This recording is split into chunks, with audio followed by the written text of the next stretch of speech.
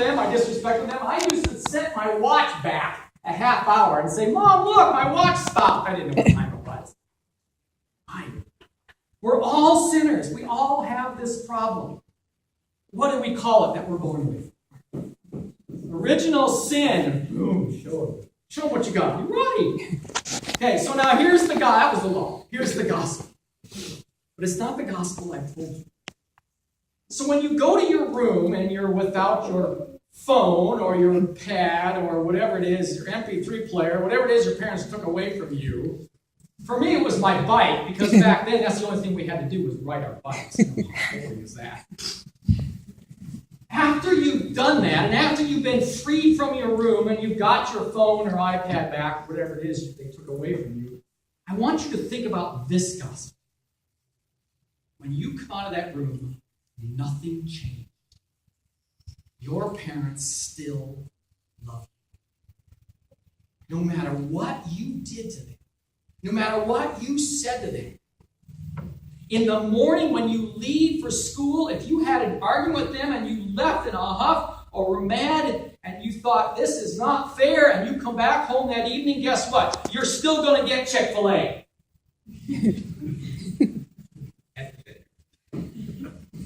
Your parents loved you this much. And you know, it took me 40 years to figure that out.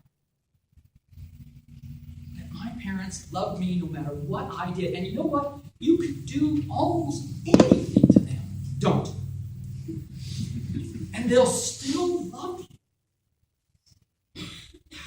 That's just amazing when you think about some of the things that you do. Okay, now here's the real gospel. As much love that is, if you can possibly comprehend it, God loves you more than that. How is that possible? God loves you so much that he gave you his son. Now, except for a couple of you, I'm just thinking two, you don't have brothers and sisters. But think about if you did have, and for the rest of you that do have brothers and sisters, you do something wrong and your parents punish your brother or sister instead of you. Great. Except when it's the other way around. When your parents punish you for your brother and sister's mistakes. Okay? But God's only got one son. And he takes that son and he says, go to earth and die for these people. These people who sass back, who disobey, who lie and cheat and steal and treat each other with nothing disrespect. Go die. That's how much love God has for you. And you know what I think would be amazing is if God one day sort of pulled back the curtain a little bit and showed us everything he does for us in one day. In 1 hour. All the blessings he gives us and the way he works things out for our life and the angels that are watching over us and guarding us and protecting us. I think that would change. And then, you know, one of you needs to invent a time machine. And we're going to go back to that hill outside Jerusalem. And we're going to stand there and we're going to see Jesus on that cross and see that blood and smell. That blood has a coppery smell to it. And hear him gasping for breath and panting. See him die. And then I dare you not to be like Mr. Graham and several other of us that get real emotional when we think about Jesus. So now what? So from this time forward, and in what, 4 years, maybe 5 years, you're going to might be on your own, out of the house, away from the parents, so that you can eat the whole package of cookies if you want for supper. And mom and dad are not going to call you up and go, hey, what'd you do? You can do that. You'll be making all the decisions for yourself. And here's the one that you will confront every Sunday morning. Why do I want to go to church? Why should I go to church? And ask your parents this again. And you will find that they can think of 100 reasons not to. Most popular among them is, I wish I could sleep in one day. know that you probably have other ones. I don't have anything to wear. I'm too tired. I don't want to go. On and on. But you're going to have to make that decision for yourself. And unless you have good reasons already planned out, you may become one of those 75%. So I'm going to give you 3. And the most important one is the Sunday school answer, which is Jesus. Right here on every Sunday, Jesus has told you, I'm going to be right here. I'm going to be waiting for you. I'm going to give you my word of truth.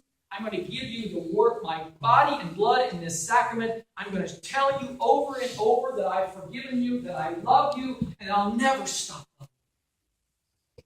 You're going to hear all that here. That's number 1. Number 2 is what we Lutherans like to call fellowship or family. When you come here on any Sunday, you're going to be surrounded by people who've been where you've been, who've suffered what you've suffered through, who are hurting like you're hurting, and you're going to find a listening ear, and you're going to find encouragement, and you're going to find people who say, I'll pray for you.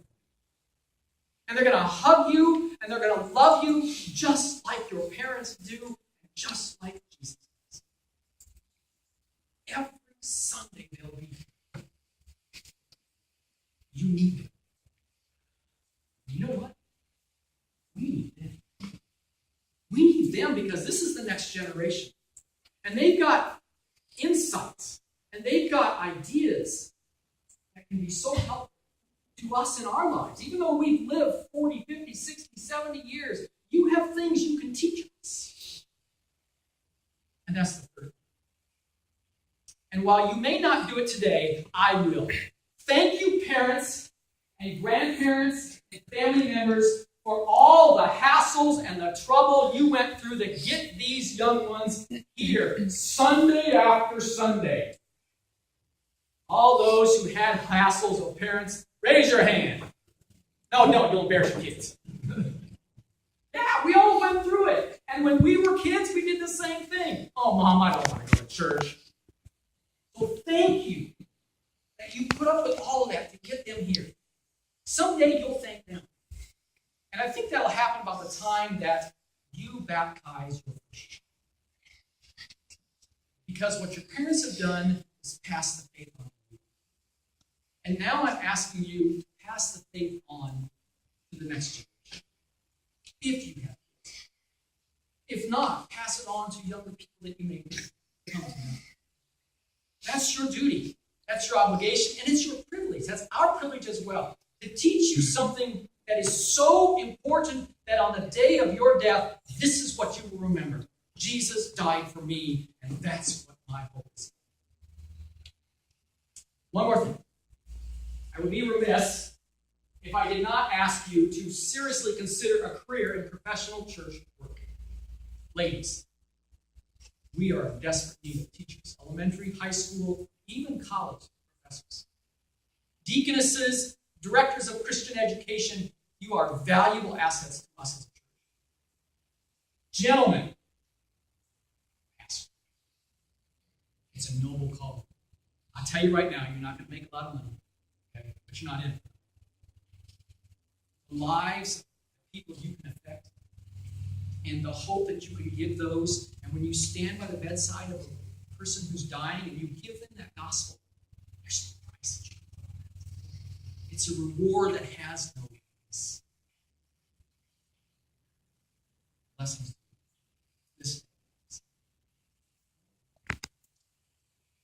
Would you please rise?